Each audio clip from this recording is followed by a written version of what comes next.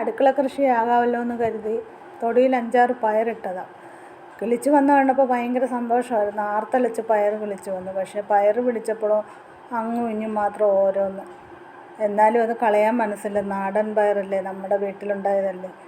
5-6 ഉള്ളത് പറിച്ചെടുത്ത് പൊളിച്ച് കൊണ്ടുവന്നപ്പോൾ കുറച്ച് മാത്രമേ ഉള്ളൂ. അപ്പോൾ കൂട്ടിന് എന്താ വേറെ എന്താ ചേർക്കുന്നതെന്ന് നോക്കിയപ്പം 5-6 ചീവക്കിഴങ്ങിരുന്നു. ചീവക്കിഴങ്ങും കൂടെ പൊളിച്ച് രണ്ടും കൂടി വേവിച്ച് മുളകിടാനായിട്ട് നോക്കിയപ്പം മുളകില്ല. കാന്താരി മുളക് ഒരെണ്ണം പോലും ഇല്ല. അപ്പോൾ ഉണങ്ങിയ കാന്താരി മുളക് 5-6 ഇടുന്നു. അതും അതിനകത്തിലിട്ട് വേവിച്ച് ഒരു മെഴുക്കുവരട്ടിയാക്കാമെന്ന് വിചാരിച്ചു.